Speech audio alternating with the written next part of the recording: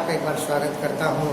आज के वीडियो में हम तो तीसरे नंबर का वीडियो था, उससे आगे की बातें आज पढ़ेंगे। राष्ट्रभाषा व राजभाषा में अंतर। राष्ट्रभाषा व राजभाषा में छात्रों क्या अंतर होता है? मुख्यतः 2-3 अंतर मैंने आपको बताए कि राष्ट्रभाषा का क्षेत्र असीमित होता है, मतलब व्यापक होता है, जबकि राजभाषा का क्षेत्र राष्ट्रभाषा की तुलना में क्या होता है? सीमित होता है। ये दूसरा अंतर है, राष्ट्रभाषा में राष्ट्र का अधिकतर जनसामान्य व्यवहार करता है, मतलब देश का अधिकतर लोग इस भाषा को काम में लेते हैं, जबकि राजभाषा का व्यवहार राजकीय कार्यालयों में किया जाता है। इसके बारे में मैंने आपको पहले बता दिया था।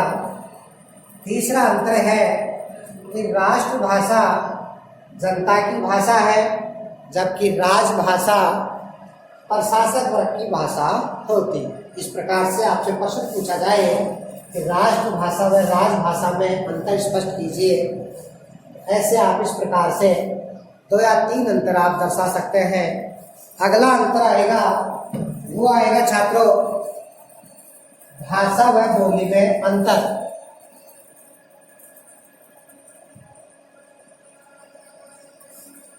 भाषा व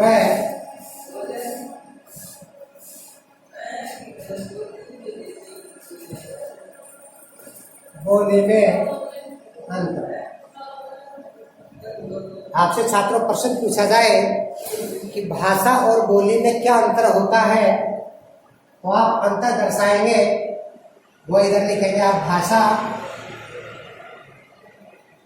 और इधर लिखेंगे आप बोली। पहला अंतर होता है छात्रों कि भाषा का जो क्षेत्र होता है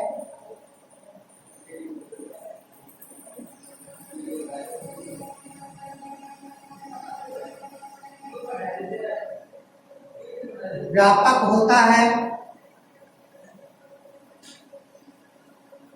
जबकि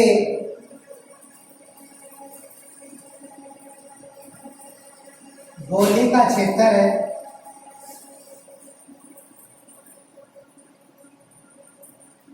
सीमित होता है। ये पहला अंतर है कि भाषा का क्षेत्र व्यापक होता है, मतलब बड़ा होता है, और बोली का क्षेत्र क्या होता है? सीमित होता है। दूसरा अंतर, भाषा का व्याकरण होता है,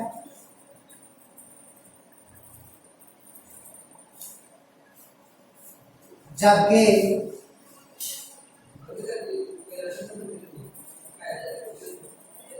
बोली का व्याकरण नहीं होता। छात्रों दूसरा अंतर है कि भाषा का व्याकरण होता है, जबकि बोली का व्याकरण नहीं होता। तीसरा अंतर,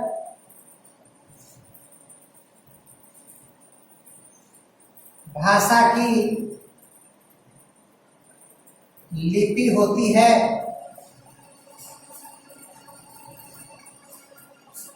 जबकि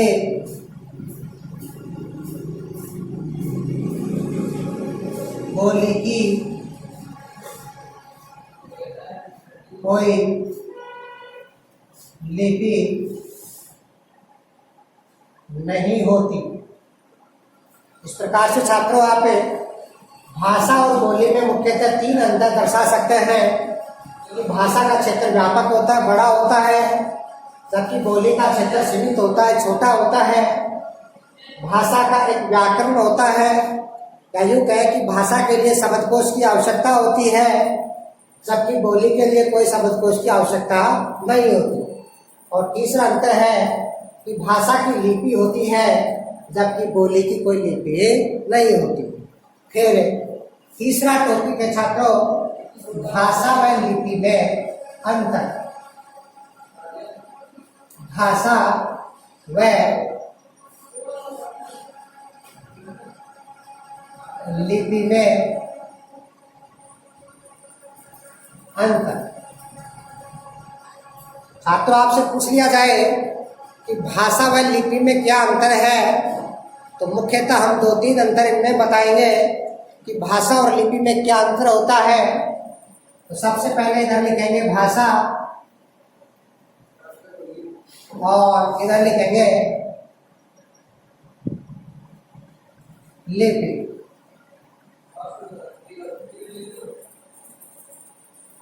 भाषा में सबसे पहले क्या लिखेंगे कि भाषा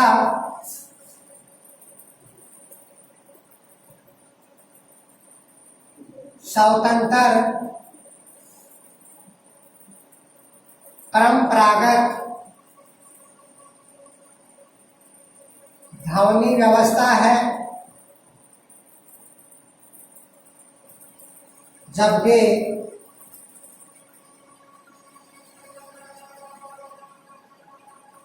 लिपि स्वतंत्र परंपरागत वर्ण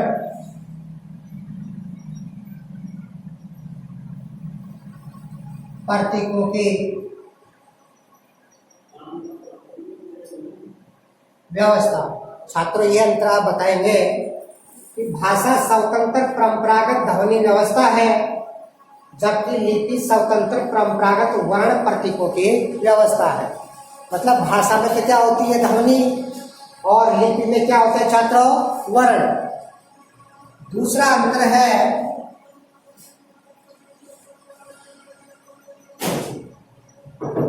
भाषा के लिए लिपि अनिवार्य नहीं है, जबकि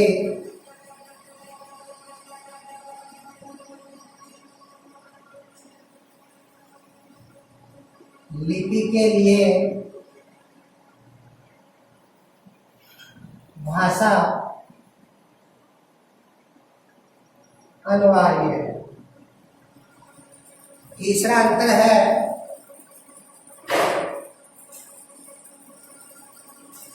भाषा का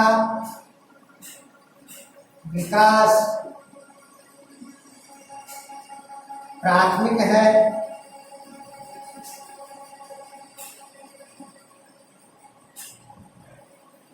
जबकि लिपि का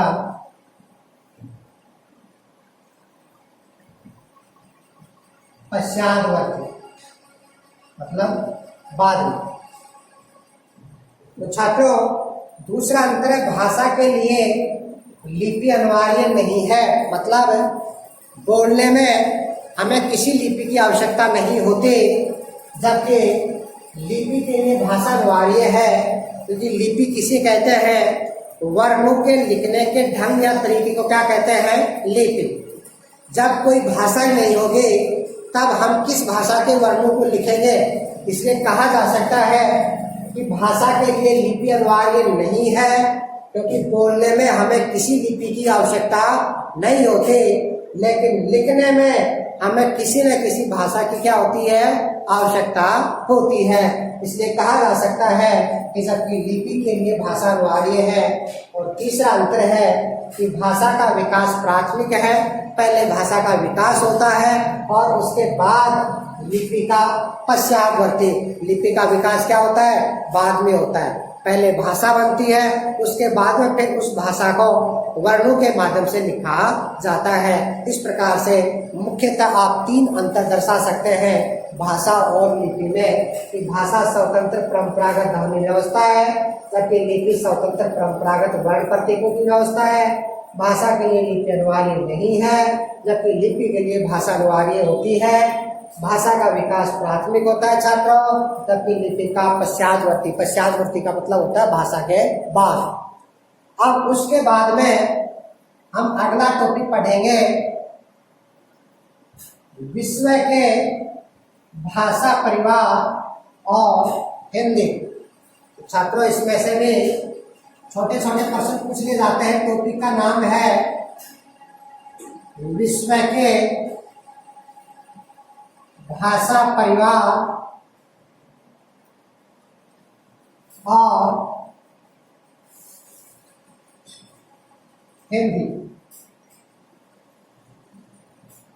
हम इसमें पढ़ेंगे उन बातों में से प्रश्न पूछ लिया जाता है कि विश्व में कितने भाषा परिवार हैं, सबसे बड़े भाषा परिवार का नाम क्या है, आर्य भाषाएं कौन से भाषा परिवार की भाषाएं होती हैं। इन सब बातों का जवाब आपको इस टॉपिक में मिलेगा। तो छात्रों विश्व में लगभग 3000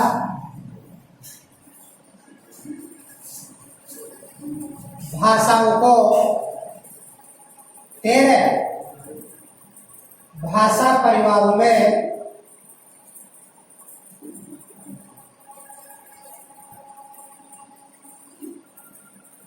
बांटा गया है। छात्रों विश्व में लगभग 3000 भाषाएं बोली जाती हैं। उन 3000 भाषाओं को 13 भाषा परिवारों में बांटा गया है और जो हिंदी है वो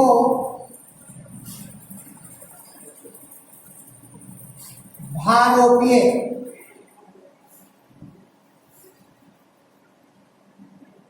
परिवार की भाषा है, जो 13 परिवारों में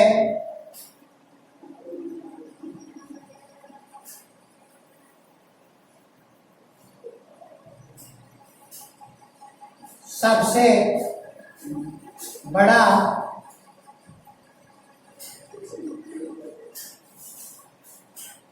परिवार। छात्रों जो हमारी हिंदी भाषा है वो भारोपीय परिवार की भाषा है। जो ये भारोपीय परिवार है वो 13 परिवारों में सबसे बड़ा परिवार है।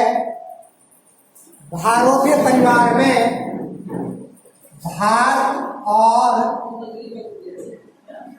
यूरोप तथा उसके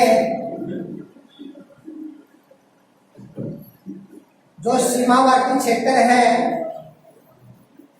उनमें जो भी भाषाएं बोली जाती हैं छात्रों, वो सारी भाषाएं किस परिवार में शामिल है? भारोपीय। इसीलिए भारत और यूरोप के नाम पर इस परिवार को भारोपीय के नाम से जाना जाता है। क्यों? क्योंकि भारोपीय परिवार में भारत, यूरोप तथा इनके सीमावर्ती क्षेत्रों में जितनी भी भाषाएं बोली जाती हैं उन सभी भाषाओं को किसमें शामिल किया गया है? भारोपीय परिवार में। इसीलिए भारोपीय को भारोपीय कहा जाता है कि इस भारोपीय परिवार में भारत और यूरोप इन दोनों के नाम पर, छात्रों गौर करना, भारत और यूरोप, भारत और यूरोप तथा उसके सीमावर्ती क्षेत्रों में जो भी भाषाएं बोली जाती हैं उन भाषाओं को इस परिवार में शामिल किया गया। इसलिए इस परिवार को भारोपीय परिवार के नाम से जाना जाता है। तो अब छात्रों छोटे छोटे प्रश्न बन गए कि विश्व में लगभग 3000 भाषाएं बोली जाती हैं, उनको 13 भाषा परिवारों में वर्गीकृत किया गया है। कि विश्व में कितने भाषा परिवार हैं तो क्या बताओगे? 13 भाषा परिवार। 13 भाषा परिवारों में सबसे बड़ा परिवार कौन सा है? भारोपीय परिवार। हिंदी किस भाषा परिवार की भाषा है? भारोपीय परिवार की भाषा है। भारोपीय को भारोपीय क्यों कहा जाता है? तो आपका जवाब क्या होगा कि भारोपीय परिवार में भारत और यूरोप तथा उसके सीमावर्ती क्षेत्रों में जितनी भी भाषाएं बोली जाती हैं उन समस्त भाषाओं को इस परिवार में शामिल किया गया है और भारत और यूरोप के नाम पर ही इस परिवार को भारोपीय के नाम से जाना जाता है। तो छात्रों, उन 13 भाषा परिवारों में जैसे द्रविड़ है, चीनी है, उदाहरण के तौर पर आप लिखना चाहें द्रविड़ है, चीनी है, सेमेटिक है, हेमेटिक है, यूराल है, बांटू है,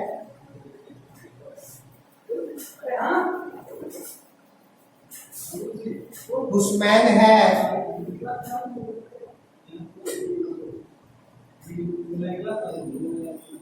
भारोपीय है, अल्टाइक है,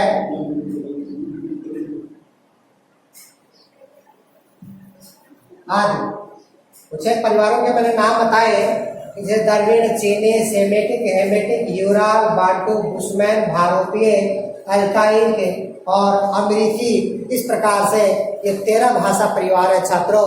इन 13 भाषा परिवारों में सबसे बड़ा परिवार का नाम है भारोपीय परिवार। इसके बाद में अगला टॉपिक आता है आर्य भाषाओं का विभाजन।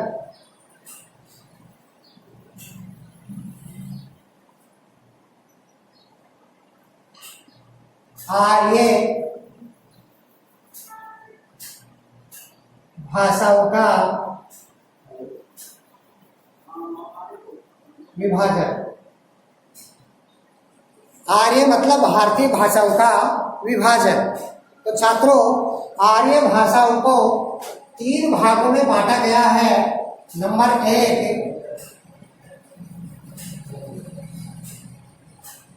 प्राचीन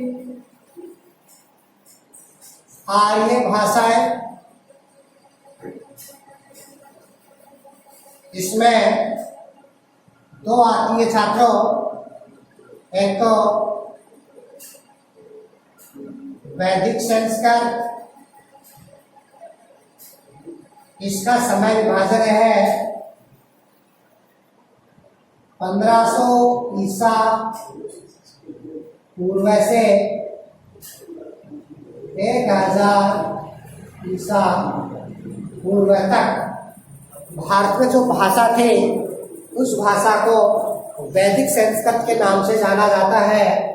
और दूसरी है इसमें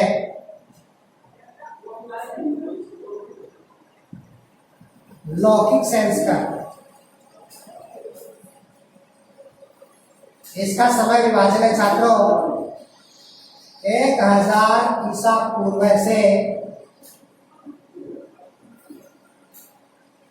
500 ईसा पूर्व तक भारत में। ईसा पूर्व का मतलब ईसा के जन्म से पहले भारत में जो भाषा थे उसका नाम क्या था? लौकिक संस्कृत। तो प्राचीन आर्य भाषाओं में छात्रों 2 भाषाएं हैं। वैदिक संस्कृत जिसका समय विभाजन है 1500 ईसा पूर्व से 1000 ईसा पूर्व, और दूसरी है लौकिक संस्कृत जिसका समय विभाजन है छात्रों 1000 ईसा पूर्व से 500 ईसा पूर्व।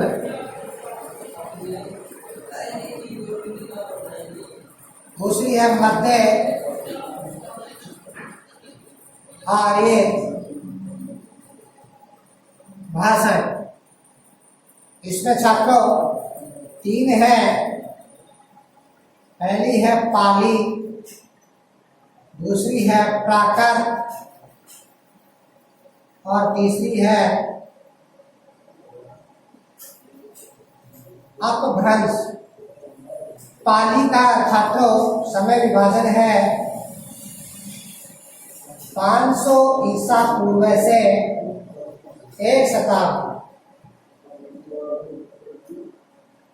मतलब ईसा के जन्म के बाद बढ़ते क्रम में फिर इसका समय विभाजन है 1 शताब्दी से, मतलब 1 शताब्दी का मतलब 100 साल से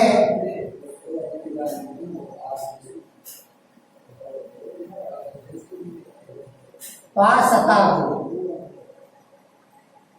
मतलब 100 साल से और 500 साल तक भारत में जो भाषा थी वो प्राकृत, और इसका समय विभाजन है 5 शताब्दी से और 10 शताब्दी, मतलब 500 साल से लेकर के और 1000 साल तक भारत में जो भाषा थी उसको क्या नाम दिया गया? अपभ्रंश।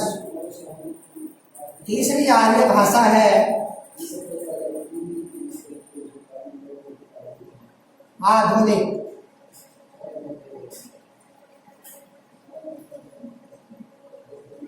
आर्य भाषा, तो छात्रों आधुनिक आर्य भाषाओं में एक हिंदी है, इसका समय विभाजन है 10 शताब्दी से और आज। इस प्रकार से आर्य भाषाओं को 3 भागों में बांटा गया। प्राचीन आर्य भाषाएं, इसमें 2 है, वैदिक संस्कृत और लौकिक संस्कृत। वैदिक संस्कृत का समय विभाजन है 1500 ईसा पूर्व से 1000 ईसा पूर्व है। लौकिक संस्कृत, इसका समय विभाजन 1000 ईसा पूर्व से 500 ईसा पूर्व है। फिर मध्य आर्य भाषाओं के अंतर्गत 3 भाषाएं आती है। पाली, समय विभाजन है 500 ईसा पूर्व से 1 शताब्दी। प्राकृत 1 शताब्दी से 5 शताब्दी। अपभ्रंश 5 शताब्दी से 10 शताब्दी। फिर तीसरी आर्य भाषा है आधुनिक आर्य भाषा, इसमें एक ही है हिंदी, इसका समय विभाजन है 10 शताब्दी से आज तक। अब यहाँ आपको छात्रों ध्यान देना है कि प्रश्न अगर ऐसे आ जाए कि हिंदी का विकास, हिंदी का उद्भव और विकास, तो इस बात को फिर आप ऐसे लिख देंगे, सबसे पहले वैदिक संस्कार, फिर उसके बाद में लौकिक संस्कार, उसके बाद में पाली, उसके बाद में प्राकृत, उसके बाद में अपभ्रंश और उसके बाद में हिंदी। इस प्रकार से 2 प्रकार के प्रश्न बन जाएंगे। पहला आर्य भाषाओं का विभाजन और दूसरा प्रश्न बनेगा हिंदी का विकास। तो हिंदी के विकास में आप लिख देंगे सबसे पहले वैदिक संस्कार, लौकिक, पाली, प्राकृत, अपभ्रंश और उसके बाद में हिंदी। इसके बाद छात्रों अगला टॉपिक है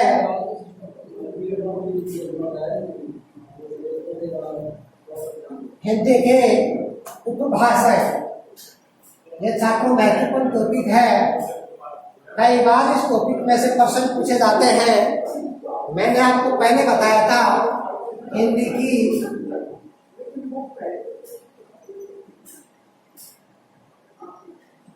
उपभाषाएं के हिंदी की 5 उपभाषाएं, जो मैंने आपको उपभाषा टॉपिक में बताया था। हिंदी की 5 उपभाषाएं होती हैं और इनकी 22 बोलियां मानी गई हैं।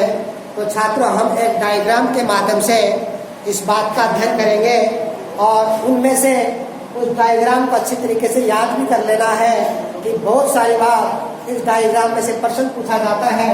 तो सबसे पहले हम इधर लिखेंगे उपभाषाएं और इधर लिखेंगे बोलियां। तो छात्रों उपभाषाओं वाला टॉपिक छोटा बनाएंगे और बोली वाला जो कॉलम है वो बड़ा बनाएंगे। तो सबसे पहले उपभाषा है पश्चिमी हिंदी। पश्चिमी हिंदी में छात्रों 6 बोलियां बोली जाती हैं। पहली है खड़ी बोली,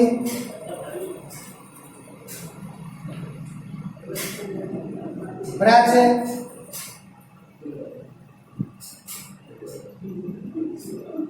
बांगरू,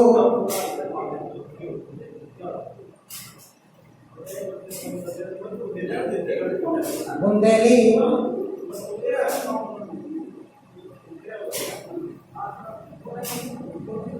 कन्नौजी और दक्षिणी। ये 6 पश्चिमी हिंदी की प्रमुख बोलियां हैं। अब प्रश्न पूछ लिया जाता है छात्रों कि पश्चिमी हिंदी की प्रमुख बोलियों के नाम लिखो, तो आप इन 6 बोलियों में से कोई 1, 2 या 3 बोलियों के नाम लिखेंगे। या प्रश्न ऐसे में आ जाता है कि बुंदेली हिंदी की किस उपभाषा की प्रमुख बोली है, तब आपको क्या बताना पड़ेगा? पश्चिमी हिंदी। फिर दूसरी उपभाषा है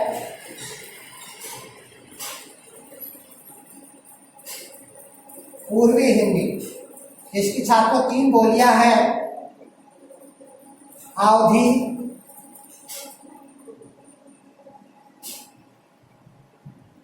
बघेली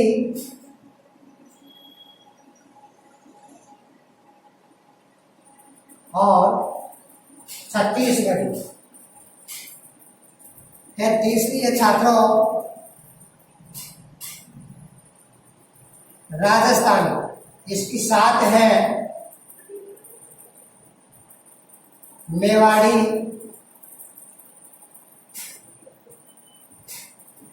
मारवाड़ी, मालवी,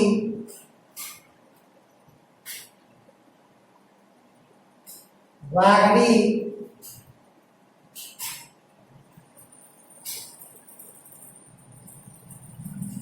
हाड़ौती,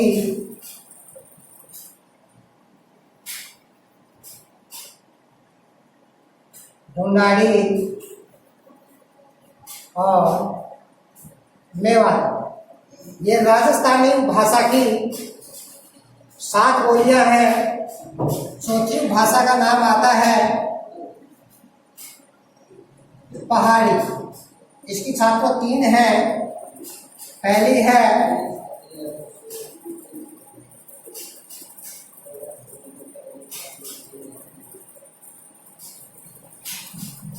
गढ़वाली,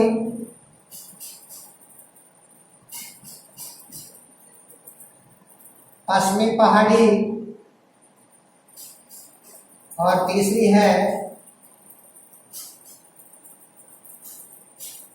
इसको छात्रों कुमाऊनी भी लिखा जाता है, कु भी लिखा जाता है, कुमाऊनी और कुमायूनी भी लिखा जाता है। और पांचवी है बिहारी। इसकी 3 है भोजपुरी,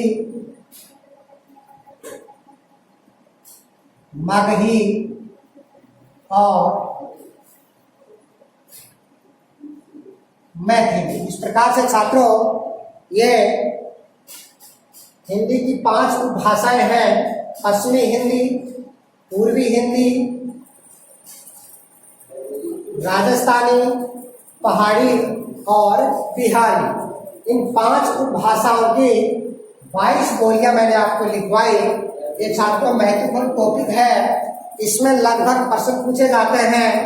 प्रश्न 2 प्रकार से पूछे जाते हैं कि पश्चिमी हिंदी की प्रमुख बोलियों के नाम लिखो, या पूर्वी हिंदी की प्रमुख बोलियों के नाम लिखो, या राजस्थानी की प्रमुख बोलियों के नाम लिखो, या पहाड़ी की प्रमुख बोलियों के नाम लिखो, या बिहारी की प्रमुख बोलियों के नाम लिखो। एक तो इस प्रकार से, और दूसरा क्या होता है, कई बार इधर से कोई बोली उठा लेते हैं कि जैसे छत्तीसगढ़ी बोली हिंदी की किस उपभाषा की प्रमुख बोली है।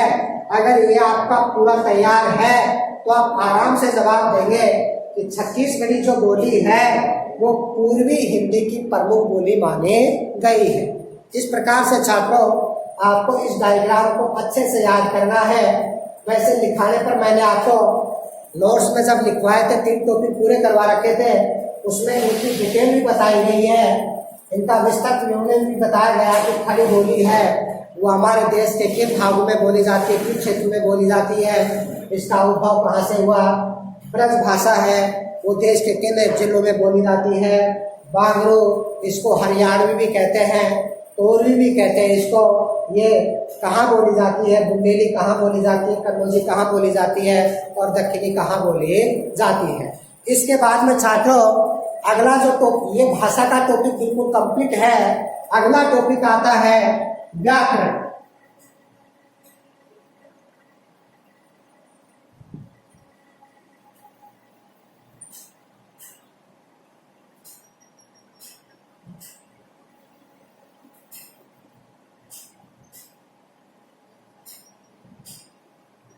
तो छात्रों व्याकरण का जो टॉपिक है वो छोटा सा टॉपिक है। देखो व्याकरण का शाब्दिक अर्थ होता है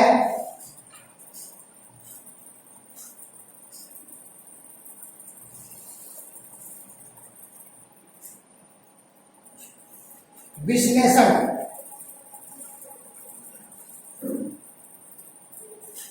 विश्लेषण करना, ये छात्रों व्याकरण का शाब्दिक अर्थ होता है। व्याकरण शब्द का अर्थ होता है विश्लेषण करना। फिर इसकी परिभाषा कि वह शास्त्र जो हमें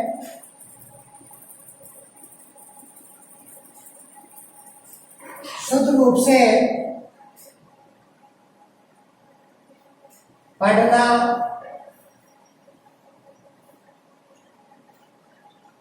लिखना व बोलने के नियमों का ज्ञान करवाता है, उसे व्याकरण कहते हैं। व्याकरण का शाब्दिक अर्थ होता है विश्लेषण करना। वह शास्त्र जो हमें शुद्ध रूप से पढ़ना, लिखना व बोलने के नियम का ज्ञान करवाता है उसे व्याकरण कहते हैं। और छात्रों छोटा सा टॉपिक है इसका दूसरा, व्याकरण के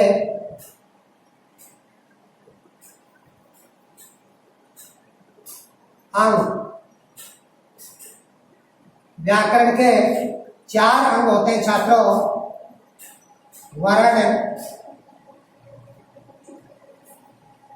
वर्ण विचार, शब्द विचार,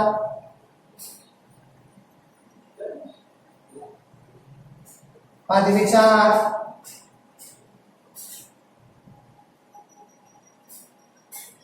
और वाक्य विचार। तो छात्रों वर्ण विचार में वर्णों के भेद या उनके वर्गीकरण के बारे में अध्ययन किया जाता है, उच्चारण के बारे में। शब्द में शब्द भेद, शब्दों की उत्पत्ति आदि की बातों का अध्ययन किया जाता है। पद में पद निर्माण की प्रक्रिया, पद भेद आदि बिंदुओं का अध्ययन किया जाता है। और वाक्य में वाक्य के भेद, वाक्य संश्लेषण, वाक्य विश्लेषण आदि बिंदु का अध्ययन किया जाता है। इस प्रकार से ये व्याकरण का टॉपिक आपका पूरा हुआ। छोटा सा टॉपिक है, इसमें प्रश्न केवल इतना ही कि व्याकरण किसे कहते हैं, व्याकरण का शाब्दिक अर्थ क्या होता है और व्याकरण के अंग कितने होते हैं। तो छात्रों जो आपका खंड नंबर 1 में पहला टॉपिक था भाषा, व्याकरण और लिपि, उसमें मैंने आपको 2 टॉपिक पूरे करवा दिए, भाषा और व्याकरण।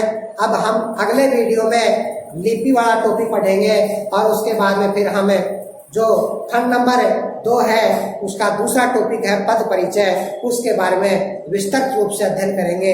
धन्यवाद छात्रों, आज के वीडियो में केवल इतना ही। छात्रों ज़्यादा से ज़्यादा वीडियो को लाइक और सब्सक्राइब करें और बेल आइकन को दबाएं ताकि आपको नए नए वीडियो के नोटिफिकेशन आपको मिलते रहें। धन्यवाद।